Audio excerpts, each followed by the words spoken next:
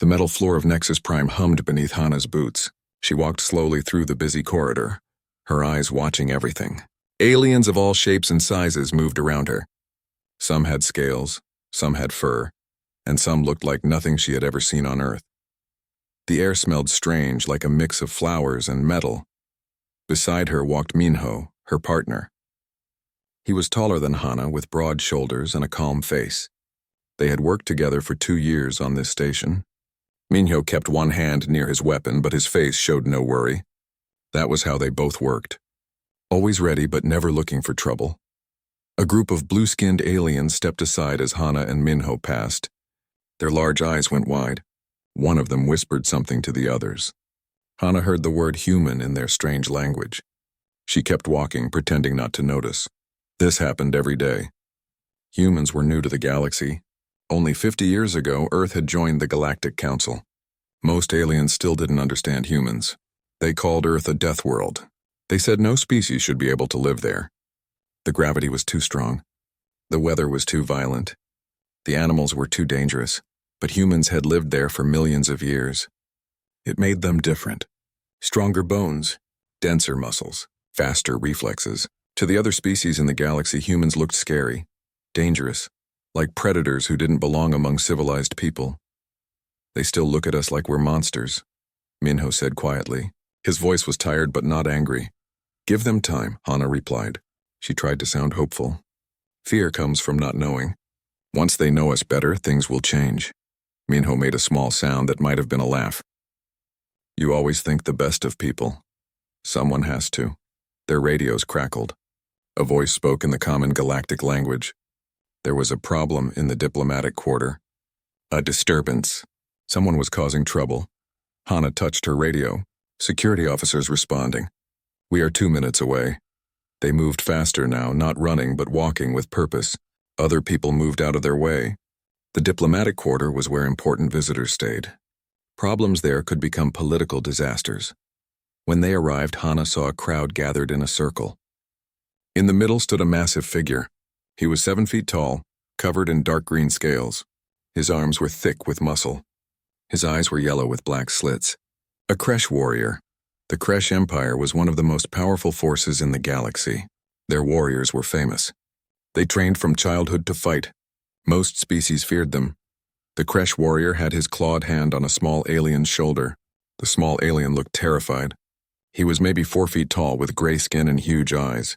He was trying to pull away, but the Kresh held him easily. Excuse me, Hana said.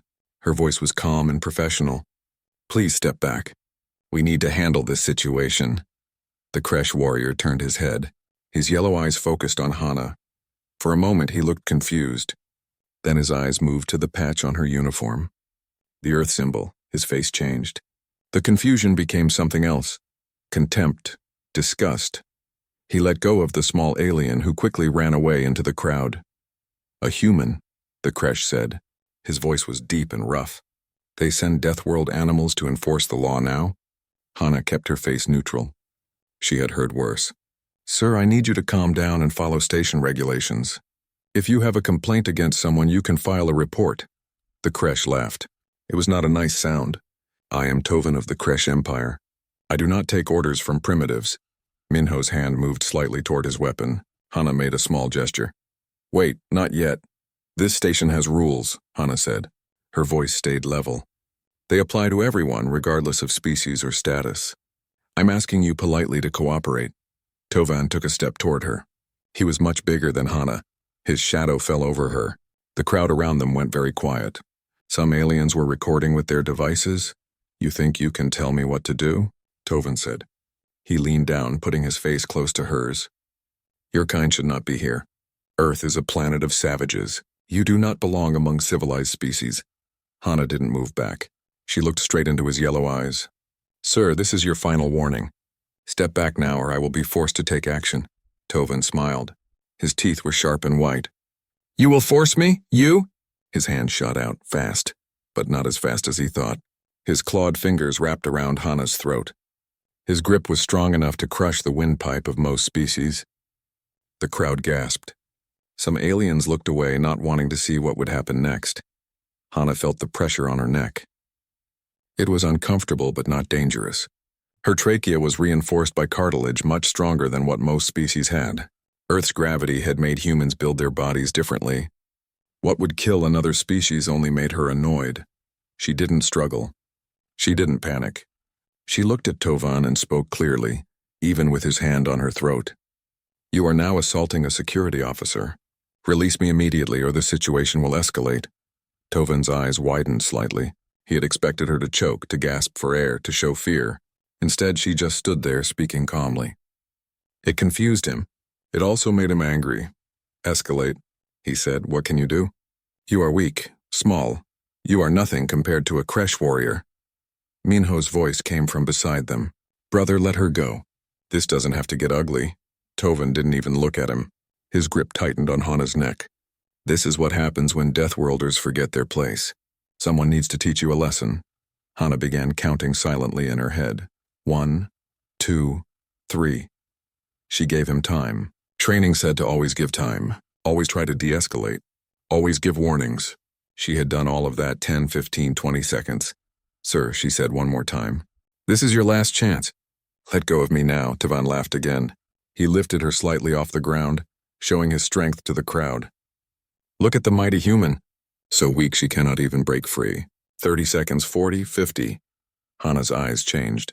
The calm professionalism was still there, but something else appeared beneath it. Something cold. Something that understood what was about to happen. 60 seconds. Time was up. Hana's training took over. Her mind became very clear. She saw everything. The angle of Tovan's arm, the placement of his feet, the distribution of his weight. He was strong, yes, but strength without skill was just wasted energy. She moved. Her right hand came up and struck the inside of Tovan's elbow. The joint bent involuntarily. His grip on her throat loosened just a fraction. That was all she needed. Her left hand grabbed his wrist. She twisted her body and dropped her weight. Tovan's arm was pulled into an awkward angle. Physics did the rest. He was big and strong, but he was also off balance. Hana used his own mass against him. She continued the motion, stepping to the side and pulling him forward. The Kresh warrior stumbled. His eyes went wide with shock. How was this small human moving him? He tried to resist, but she was already inside his guard. Her movements were smooth and practiced. Every motion flowed into the next. She swept his leg. He went down on one knee. Before he could recover, she had his arm locked behind his back. Her other hand pressed against the back of his neck, just hard enough to control him.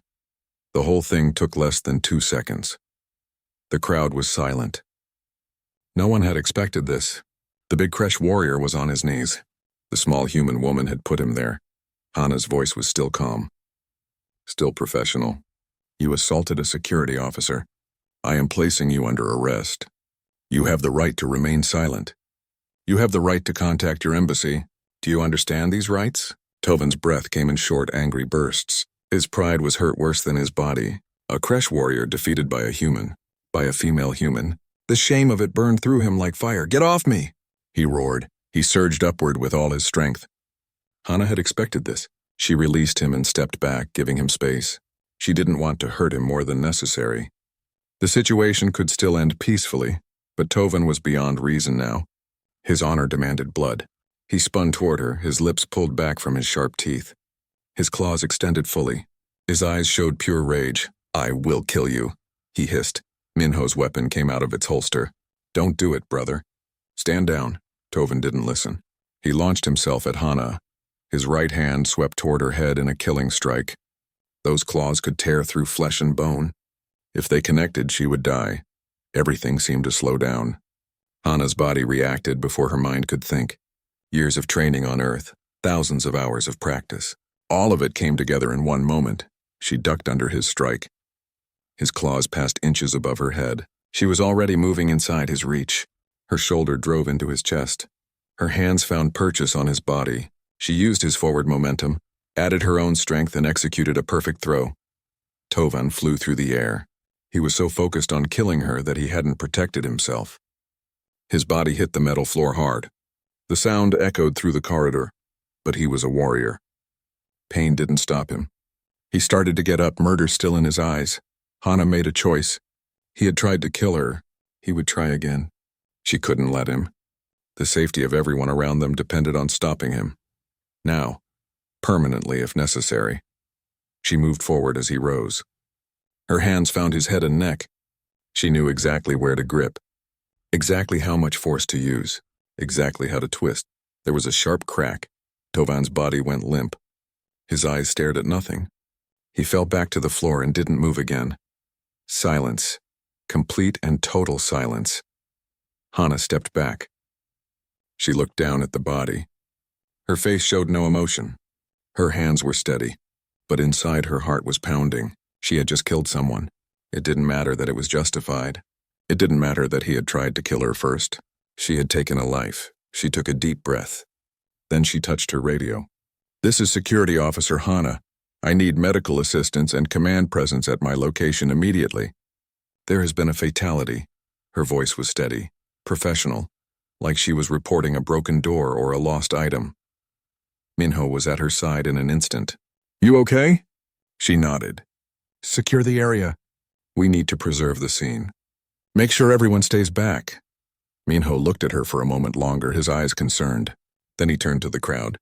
"Everyone move back. This is now a restricted area. If you recorded anything, do not delete it. We will need all evidence." The aliens slowly backed away. They looked at Hana with new eyes. Fear. Yes, there was fear, but also something else. Respect, understanding? It was hard to tell. One alien, a bird-like creature with blue feathers, spoke in a shaking voice. She gave him so many chances. He wouldn't stop. Another alien nodded. "I recorded it all." She warned him multiple times. He attacked her with lethal intent. More voices joined in. The crowd had seen everything. They had heard every warning. They had watched Tovan grab her throat, watched him try to kill her. The evidence was overwhelming. But Hana knew that wouldn't matter. Not really. She was human. He was Kresh. The Kresh Empire was powerful. They had influence. They had allies. This would become political very quickly. The sound of running feet announced the arrival of more security forces. Station command officers appeared, their faces serious. Behind them came medical personnel with equipment. A doctor, a gray-skinned alien with 4 arms, rushed to Tovan's body. She checked for vital signs. After a moment, she looked up and shook her head. Deceased. Cervical vertebrae fractured. Death was instantaneous. The station commander arrived. His name was Kirill, a tall alien with purple skin and wise eyes. He had been in charge of Nexus Prime for 20 years. He had seen many things, but his face was grave as he approached. "Officer Hana," he said formally, "I need you to surrender your weapon and come with me. This is standard procedure for any fatality involving security personnel." Hana nodded. She carefully removed her weapon and handed it to him. "I understand, Commander. Did he attack you?" Kirill asked. "Yes, sir. After I arrested him for assaulting me, he broke free and attempted to kill me with a lethal strike. I responded with appropriate force to stop the threat." Kirill looked at the crowd. "Did anyone witness this?" Dozens of voices answered. "Yes. I saw it all." She tried to stop him peacefully. He wouldn't listen. The commander's expression didn't change. "We will review all evidence. Officer Hana, you will be placed in protective custody pending investigation. This is for your safety as much as procedure. Protective custody. That meant they expected trouble. The Kresh would want revenge." As they led Hana away, she looked back once at Tovan's body. 5 minutes ago, he had been alive. Arrogant, angry, but alive. Now he was dead, and she had killed him. It was justified. It was necessary. It was legal, but that didn't make it easier. The crowd parted silently as she walked past. Their eyes followed her. The small human who had defeated a Kresh warrior. The Deathworlder who had proven why her kind was feared. Minho watched her go. His jaw was tight. His hands were clenched into fists. He knew what was coming. This was just the beginning. The holding room was small and plain. Gray walls, a table, 2 chairs, a camera in the corner, its red light blinking steadily. Hana sat in one chair, her hands folded on the table. She had been there for 3 hours. She didn't mind waiting. Waiting was easy. It was the thinking that was hard. Every time she closed her eyes, she saw Tovan falling, heard the crack of his neck breaking, saw his eyes go empty. The door opened. Ambassador Jiho entered, followed by Commander Kirill. Jiho looked tired. He was 54 years old with gray hair and sharp eyes. He had spent his entire career trying to improve how the galaxy saw humans. This incident could destroy all his work, Hana, Jiho said, sitting across from her. How are you holding up? I'm fine, sir. Her voice was steady. Jiho studied her face. You don't have to pretend with me. You killed someone today. That's not nothing. Hana met his eyes. He tried to kill me first. I did what I had to do. I know. And legally, you're in the clear. We've reviewed all the recordings. Every single one shows the same thing. He assaulted you. You warned him multiple times. He attacked with lethal intent. You responded appropriately. But, Hana said, there was always a but. Commander Chiral spoke. But the Kresh Empire doesn't care about recordings. They're demanding your immediate arrest and extradition. They say you murdered a decorated warrior. That's not what happened. We know, Jiho said. But they're making this political. They're threatening sanctions against the station. They're calling for humans to be banned from security positions across all council territories. Hana felt cold. This was worse than she thought. What happens now? Chiral pulled out a datapad. In 2 days, there will be a formal hearing. A tribunal of 3 judges from neutral species. They will review all evidence and make a ruling. Until then, you stay in protective custody. Can I see the evidence? Hana asked. Chiral nodded. He activated the datapad and turned it toward her. The station AI tracked everything. Here's the timeline. Hana read the data. From first contact to Tovan's death was exactly 4 minutes and 37 seconds. From his initial grab of her throat to her final warning was 87 seconds. From his lethal attack to his death was 1.3 seconds. The numbers were clear. She had given him every chance. There's more, Jiho said. The medical examiner confirmed that Tovan's grip on your throat would have killed most species within 30 seconds. Your reinforced trachea saved your life. That helps our case? Hana asked. It shows he used lethal force first, Chiral said. But some will argue that because you weren't actually dying, you shouldn't have killed him. Hana shook her head. He was trying to kill me. My biology doesn't change his intent. I agree, Jiho said. But we need to prepare for every argument. The Kresh will twist this however they can. The door opened again. A guard stepped in.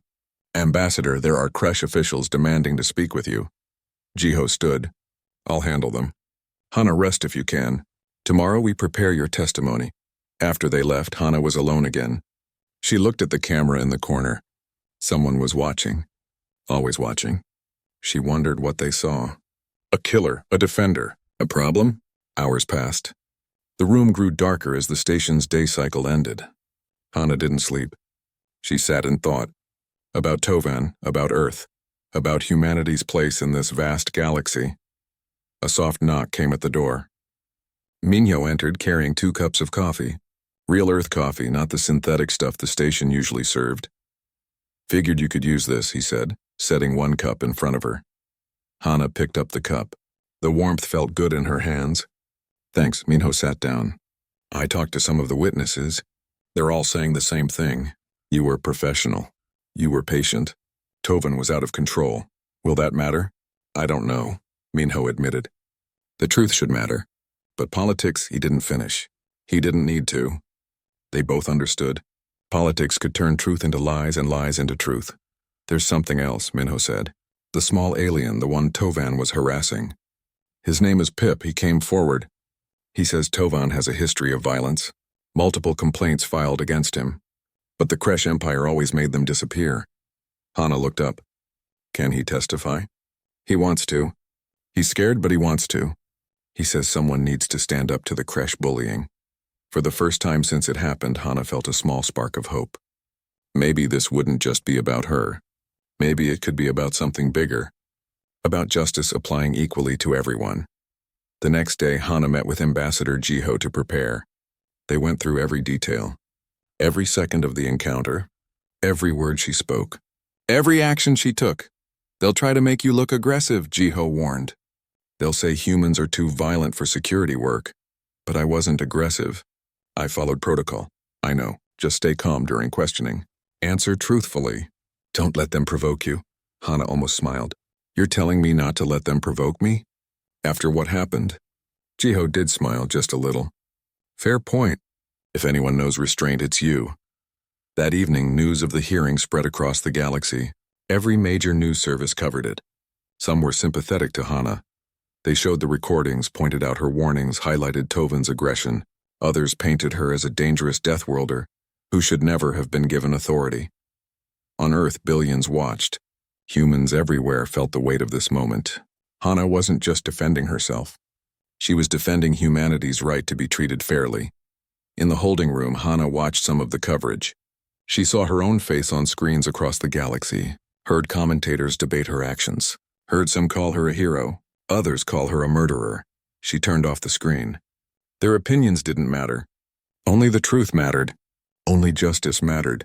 The tribunal would decide. 3 judges from neutral species. Would they see the truth? Would they have the courage to apply the law equally regardless of political pressure? Hana didn't know. She could only wait. On the morning of the hearing, she put on a clean uniform. She looked at herself in the mirror. Same face, same eyes, but something had changed. She had killed someone. That would stay with her forever. A guard came to escort her to the tribunal chamber. As she walked through the corridors, aliens stopped and stared. Some looked angry. Some looked curious. Some looked afraid. The chamber was enormous. Rows of seats filled with observers from dozens of species. Cameras everywhere. This wasn't just a hearing. It was a spectacle, a test, a moment that would shape humanity's future in the stars. Hana walked to her seat. She kept her head up, her back straight. Whatever came next, she would face it with dignity. The 3 judges entered. One was tall and thin with skin like tree bark. One was short and round, covered in soft fur. The third had feathers and a sharp beak. Counselor Vennick, the avian. Hana recognized him from news reports. The tribunal had begun. Counselor Vennick struck a small chime. The sound rang through the chamber. Everyone fell silent. The hearing had officially begun. This tribunal is called to review the events of Station Day 847, involving Security Officer Hana of Earth and Tovan of the Kresh Empire, Vennick announced. His voice was clear and strong. We will hear testimony, review evidence, and render judgment based solely on station law and Galactic Council regulations. The Kresh representative stood. He was older than Tovan had been, with darker scales and calculating eyes. The Kresh Empire demands justice for the murder of our warrior. This human killed him without provocation. It is further proof that Deathworlders cannot be trusted with authority. Ambassador Jiho rose.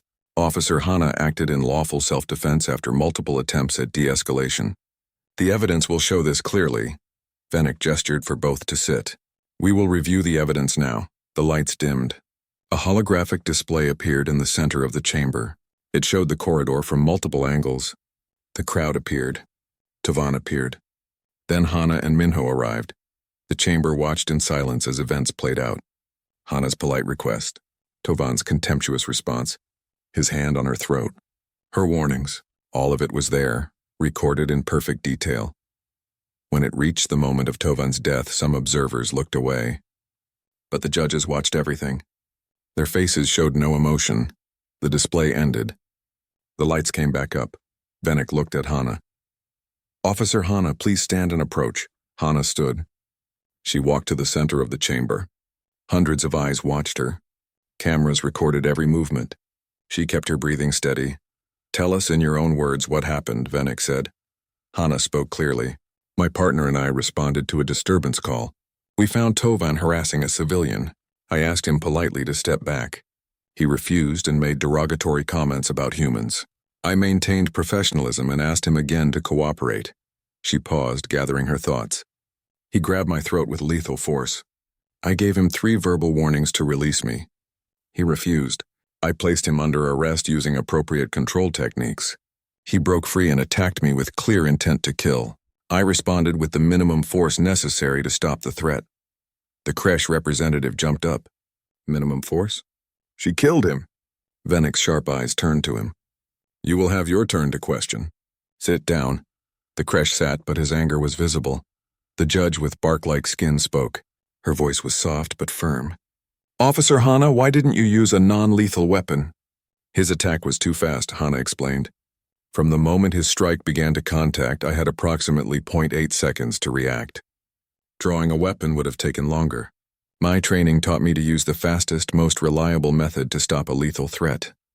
The furry judge leaned forward. Could you have simply dodged his attack? I did dodge the first strike, Hana said. But we were in a crowded corridor. Behind me were civilians. If I had simply avoided him, he might have struck them instead. My duty as a security officer is to protect everyone on this station. Vennik nodded slowly. You were trained on Earth in law enforcement? Yes, sir. 5 years with the Mars Security Force, then 3 years of additional training before accepting this position. And what does your training teach about use of force? We use a force continuum. Verbal commands first, then physical control, then non-lethal weapons. Lethal force is only authorized when facing an immediate threat of death or serious injury to ourselves or others. And you believe Tovan represented such a threat? Hana met his eyes. Sir, he tried to crush my throat. When that failed, he attacked my head with claws that could have killed me instantly. Yes, he was an immediate lethal threat. Now the Kresh representative stood again. May I question the witness? Vennik gestured permission. The Kresh approached Hana. You claim he tried to crush your throat, yet you showed no injury. You weren't even bruised. That's correct, Hana said. So you were never in real danger. The medical examiner determined that Tovan's grip would have killed most species within 30 seconds. My physiology is different due to Earth's higher gravity, but his intent was clearly lethal. The Kresh's voice grew louder. You killed a warrior of the Kresh Empire over a simple disagreement. He assaulted me. Then he tried to kill me. That is not a simple disagreement. You could have run away. Hana's voice remained calm. I am a security officer. I don't run away from threats. I neutralize them. Ambassador Jiho stood. If I may, I would like to call a witness. Vennik nodded. Proceed. Pip, the small gray alien, entered the chamber. He looked terrified. His large eyes darted around nervously, but he walked to the center and stood straight. State your name and occupation, Vennik said gently. I am Pip. I run a small import business on this station. His voice was quiet but clear. You were present during the incident? Yes, Tovan was harassing me. He wanted money, I didn't owe him. When I refused, he grabbed me and threatened me. That's when the human officers arrived. Jiho stepped forward. Pip, had you encountered Tovan before? Pip nodded. Many times. He bullied people. Took things that weren't his. Hurt those who resisted. I filed complaints, but nothing ever happened. The Kresh Empire protected him. The Kresh representative objected. This is irrelevant. Past behavior has no bearing on this case. The bark-skinned judge shook her head. It shows pattern of behavior. It is relevant. Continue, Pip. What did you observe when Officer Hana arrived? Jiho asked. She was so calm, so polite. She asked him nicely to stop. He insulted her, called her terrible names. She kept trying to talk to him peacefully, but he wouldn't listen. He grabbed her throat. I thought he would kill her. Pip's voice grew stronger. She gave him so many chances, more chances than anyone else would have given. She only fought when she had no other choice. The chamber was silent. Many observers nodded. They had seen the recordings. They knew Pip spoke the truth. After more testimony, the judges retired to deliberate. Hours passed. The chamber remained full. No one wanted to leave. This decision would matter. Finally, the chime rang again. The judges returned. Vennik's face was serious. We have reached a decision, he announced. This tribunal has reviewed all evidence. We have heard testimony from multiple witnesses. We have examined the legal standards that apply to security officers facing threats. He paused. The entire galaxy seemed to hold its breath. Officer Hana acted within the scope of her authority and training. She attempted de-escalation multiple times. She gave clear warnings. She used appropriate force only after facing imminent lethal threat. We find no violation of station law or council regulations. Vennik's eyes swept the chamber. Furthermore, this tribunal wishes to make clear that species origin cannot be a factor in applying justice. The law protects all equally. It also binds all equally. Officer Hana is cleared of all charges. The chamber erupted. Some cheered. Others protested. The Kresh representative stormed out. Hana stood quietly. Relief washed through her. Not happiness. Not joy, just relief. It was over. Ambassador Jiho put a hand on her shoulder. You did well. You represented humanity with honor. But Hana knew the real work was just beginning. The verdict was just words. Changing minds would take much longer.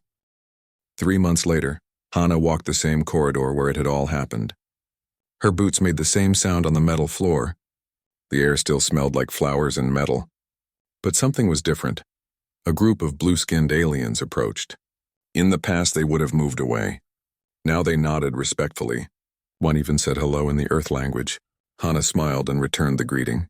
Small changes, but important ones. She had spent the first month after the hearing on mandatory leave. Counseling, evaluation. The station wanted to make sure she was mentally fit to return to duty. She had cooperated with everything, talked to the counselors, worked through her feelings about what happened. She would never forget Tovin's face. That would stay with her forever. But she had learned to accept it. She had done what was necessary, what was right. That had to be enough. Minho appeared from around a corner. He grinned when he saw her. "Ready for your first day back?" "More than ready," Hana replied. 3 months of sitting around was driving me crazy. They fell into step together just like old times. "Things have changed while you were gone," Minho said. "How so?" "Station command implemented new policies. Anti-discrimination training for all personnel. Stricter enforcement of harassment complaints. And," he paused with a smile, "3 other species requested that we train their security forces." Hana's eyebrows rose. "Really? Really?" "They saw how you handled the situation. They want their people to learn those de-escalation techniques. Your restraint impressed them more than your fighting ability." That meant something. It meant the message had gotten through. Humans weren't just dangerous. They could also be disciplined, professional, trustworthy. Their radios crackled. A minor theft in the commercial district. They responded, walking quickly through the corridors. When they arrived, a merchant was arguing with a young alien who had tried to steal food. Hana approached calmly. "What seems to be the problem?" The merchant explained. The young alien looked terrified, probably expecting harsh punishment.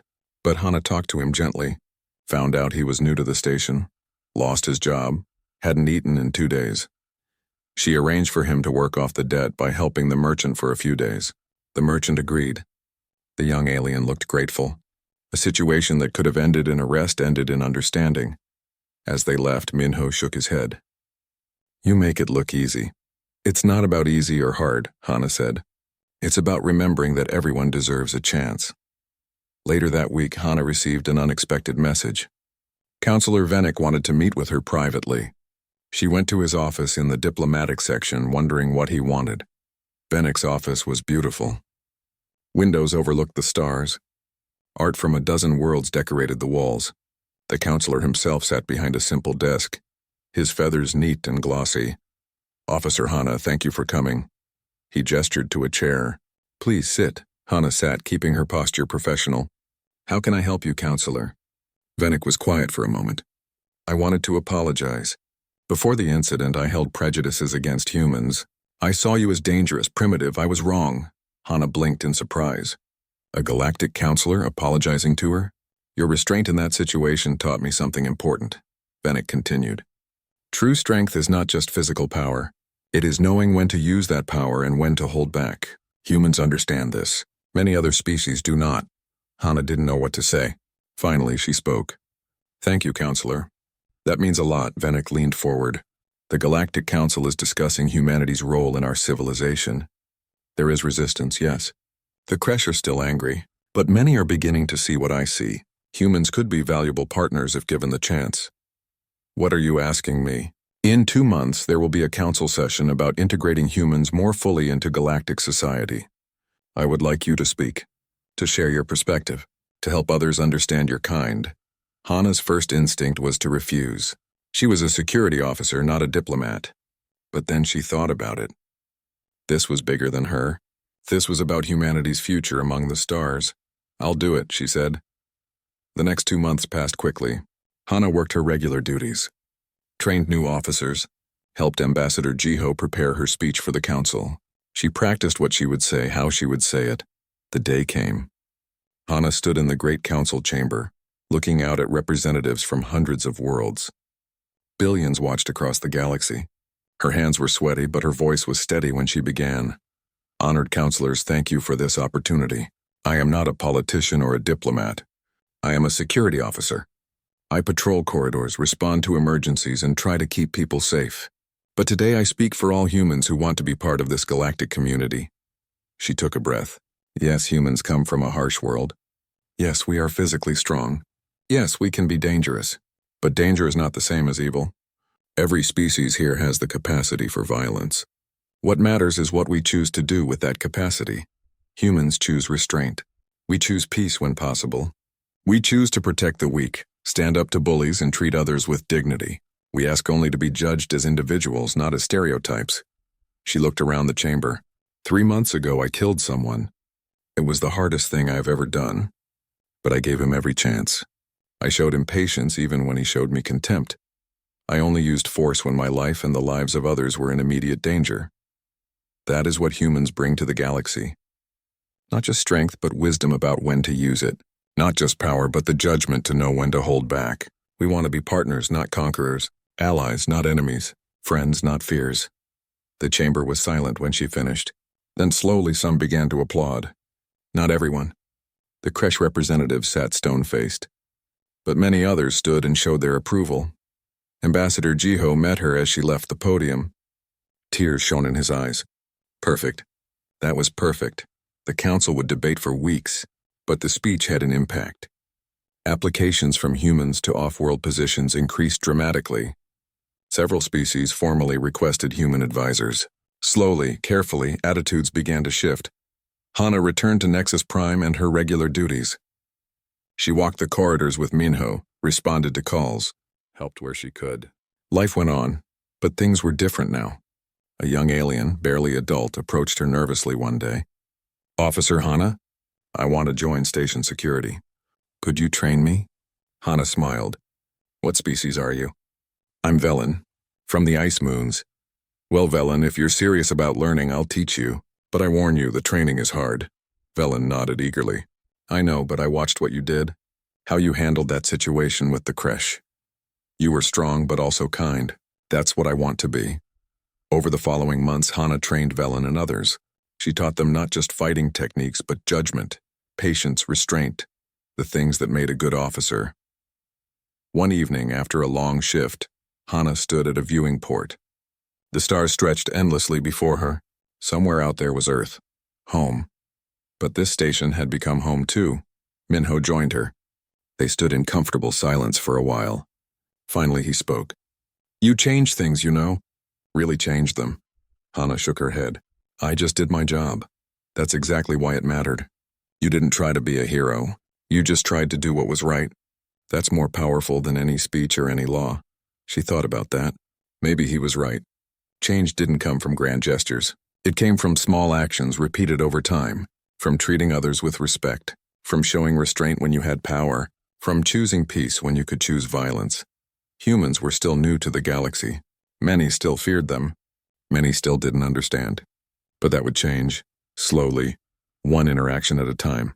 One person seeing that humans were more than stereotypes. Hana would do her part.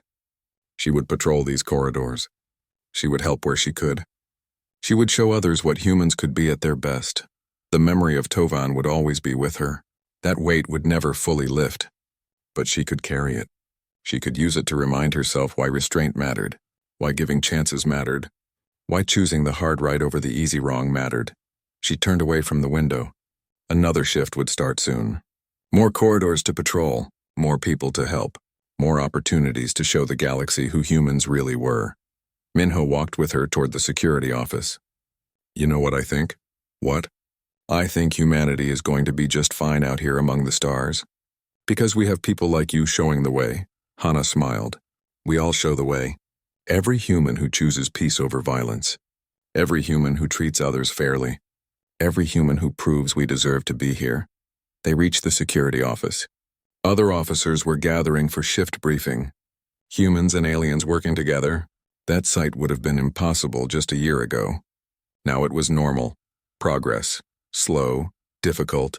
Earned through countless small actions. But real Hana took her place among her fellow officers. Ready for another day. Ready to do her job. Ready to continue showing the galaxy that humans belonged among the stars. Not as conquerors. Not as dangers. But as partners. As friends. As equals, the future was uncertain. Challenges remained. But for the first time since humans joined the galaxy, there was real hope, and that was worth everything.